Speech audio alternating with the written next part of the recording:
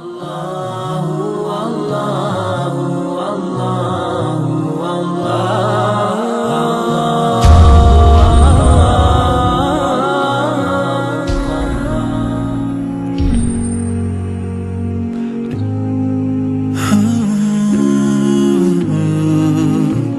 brothers and sisters in Islam, how much does Allah subhanahu wa ta'ala do for us?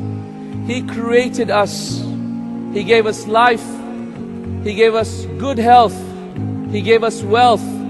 He gave us children. He gave us wives and spouses. He gave us beautiful homes to live in. He promises for us an eternal paradise. He will elevate our status and let us look at His face on the Day of Judgment. How does Allah subhanahu wa ta'ala love us so much?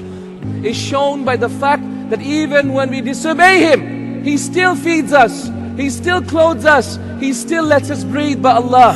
He still provides for us and nourishes us and sustains us. Even whilst we're disobeying Him by Allah, even when we're committing that sin, Allah is still letting us breathe. Allah is still letting us eat our food. Ya salam. How great and how noble and how merciful is Allah subhanahu wa ta'ala.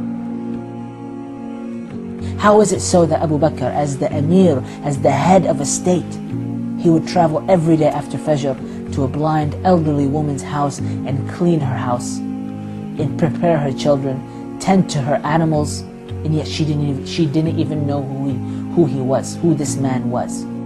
What about Umar al-Khattab radiallahu anhu? What about him? He was on his way to kill the Prophet ﷺ, and instead he accepted Islam, and his love for Allah Azza wa Jal and His deen was so great that while all the other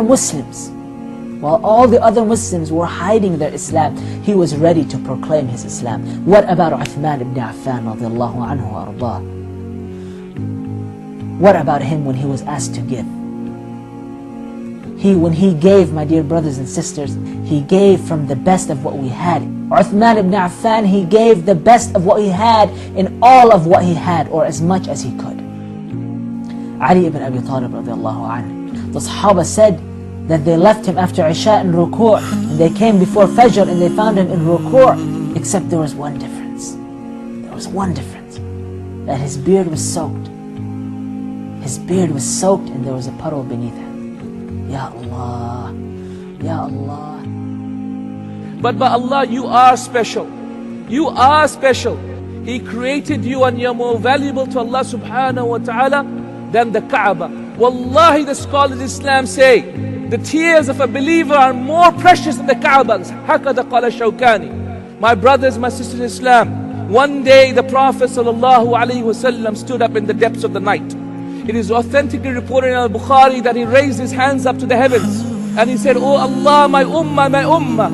Ya Allah, my ummah, my ummah.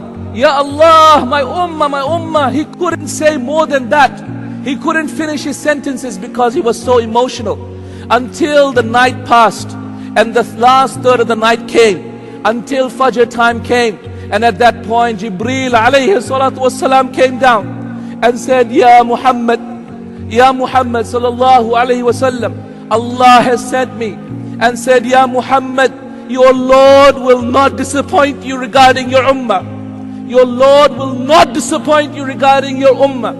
The question is, brothers and sisters in Islam, are we going to disappoint our Prophet ﷺ? What is it that you have done to prove to Allah subhanahu wa ta'ala that you love Him? To prove to Allah subhanahu wa ta'ala when He asks you on the Day of Judgment, Ya abdi, oh my slave, how have you proven that you love me so that I may love you back on this day? Be you of those people who fulfill His vision. Be you of those people who fulfill your love for Allah Azza wa Jal by pursuing the vision of Rasulullah sallallahu alaihi wasallam on this earth. Ask yourself, do you love Allah?